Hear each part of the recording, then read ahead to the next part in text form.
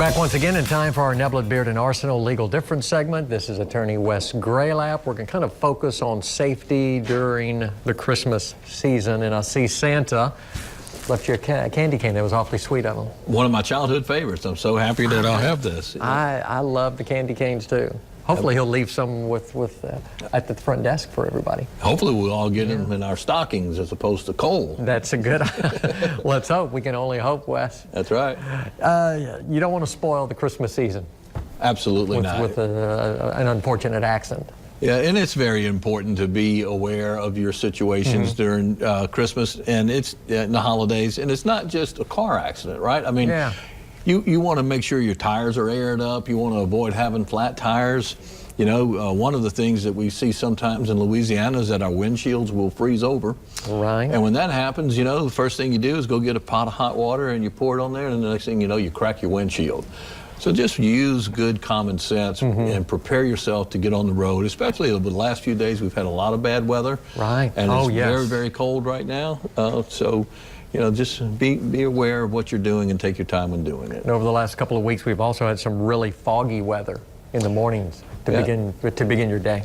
You know, and it's instinct. When fog rolls in, the first thing that you do is put your bright lights on. It's the last thing you should do. Yep. Drive with your low beams because the high beams tend to bounce light back in your eyes off of the moisture in the fog. And always use the curb line on the right-hand side of the road to guide you, and obviously slow down and expect that there will be something in front of you, because oftentimes there is, and you want to be able to stop in time. Christmas trees also can be a hazard. You know, there's some rules you need to follow. You know, a Christmas tree in the house. Every year it's a concern for me, for our citizens in central Louisiana.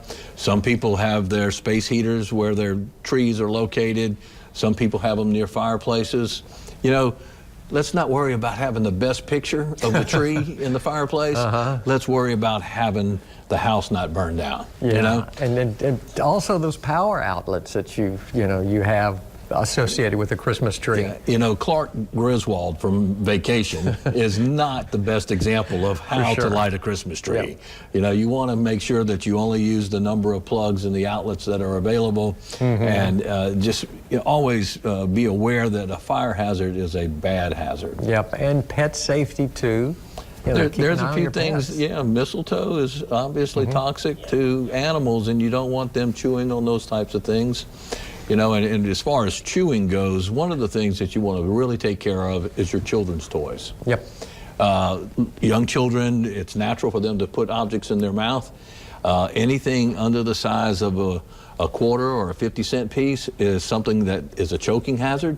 So we want to be aware of those things. Make sure that you check them out. Make sure that you open those gifts and make sure that they're safe for your children to use, and not let them be alone with them until you have checked them out. And you also wanted a real quick touch on the turkey fryers. A lot of people obviously will be frying turkey, you know, leading up to Christmas. There's a lot of tips on the box and on the fryer about you know, grease and how it gets hot, and not to use a frozen or partially frozen turkey. But one of the things I want to tell our viewers is that the best thing to do is to use water.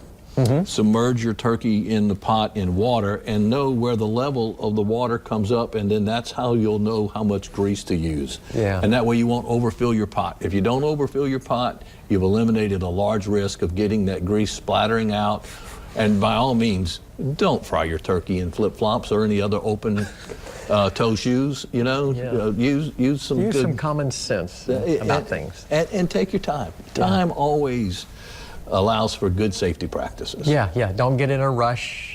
Feel stressed that you have to get something done by a certain specific time all the time. People will be just as hungry at 1 o'clock as they were at noon. You're right. That extra hour is not going to make that much of a difference. Not in the grand scheme of things. All right, Wes, thanks for coming. Best way to get in touch with you at Neblet Beard and Arsenal? Call us at Neblet Beard and Arsenal, 561-2500. And Wes, have a great Christmas next Wednesday. Merry Christmas to everyone. Thank you. We have more to come. Jessica Viator joins us from the Manor House in just a few minutes.